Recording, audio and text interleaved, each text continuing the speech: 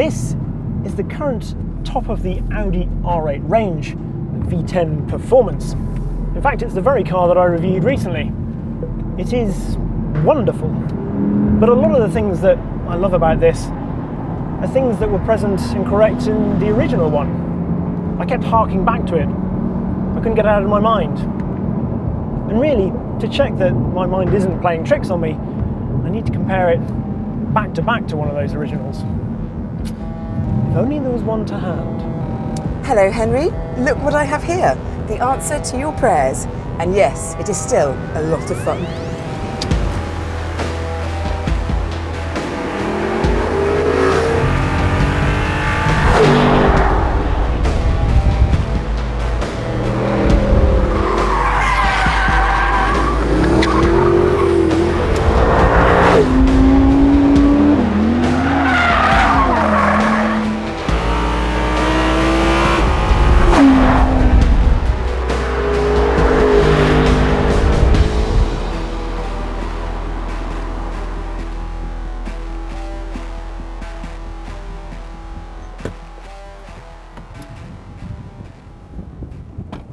Mr. Catchpole. Ah, Vicki Butler-Henderson.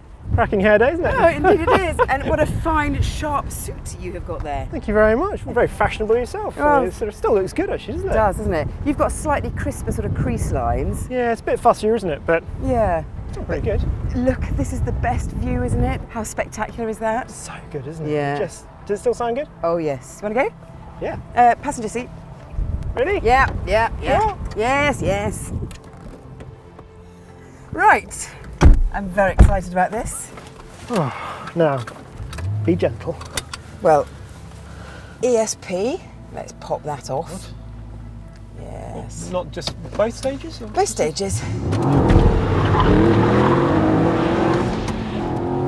First thing I noticed about this car is the gearbox. Oh, a proper metal, almost see-through gearbox.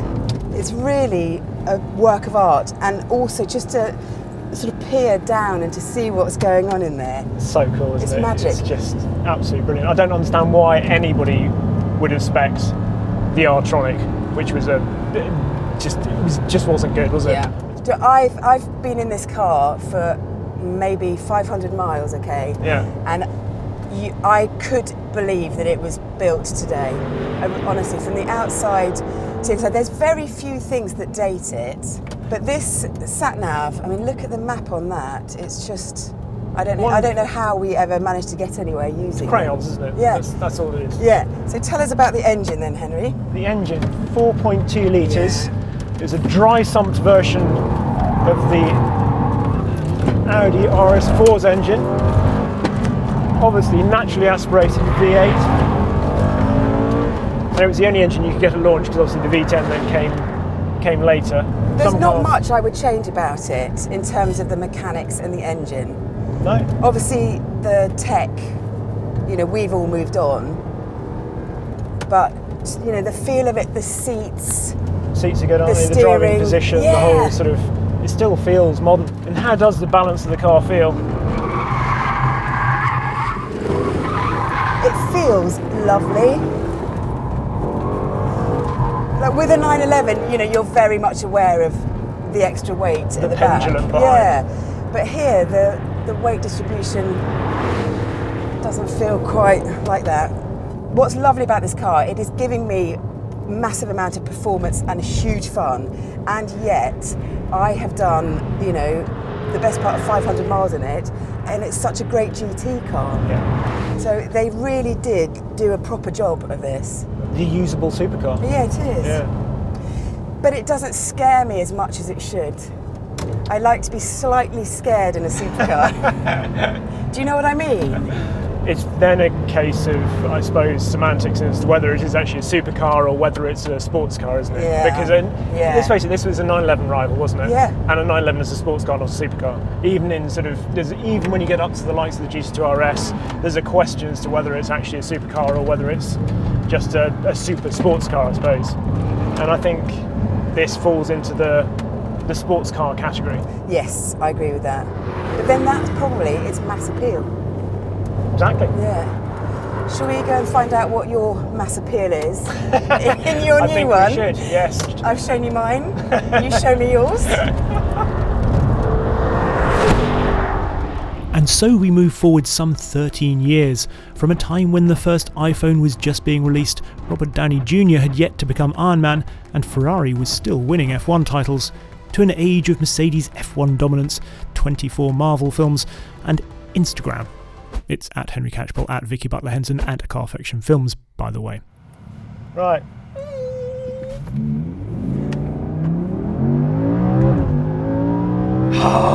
That engine sounds so good.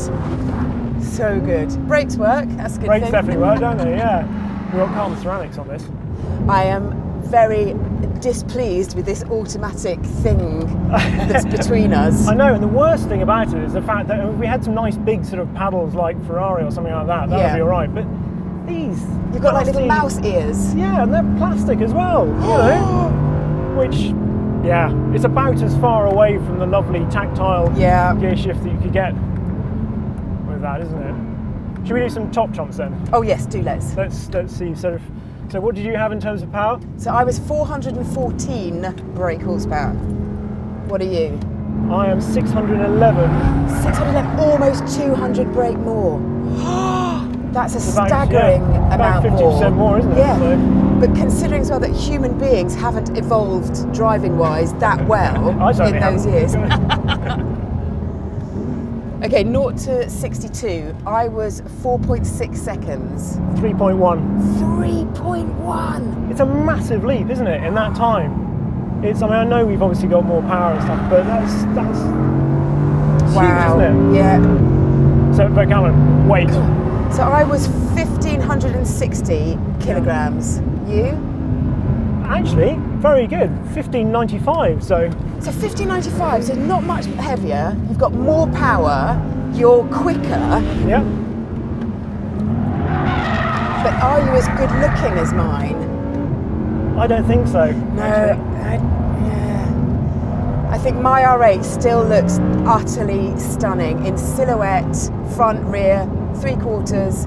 Looks divine. The trouble is, when you've got it so right to start with, where do you go from there? Yeah, good point. You just make it more fussy, don't you? What about money then? Mine was £77,000. This is a bit more. I mean, it is the top of the range. Yeah. So it's got everything, but £141,000. Double. Pretty much. Top speed. 187 mph. Which I always thought is a bit suspicious, isn't it? Because it's just over 300 kilometres an hour, isn't it? So kind of... What about this? 205 miles an hour.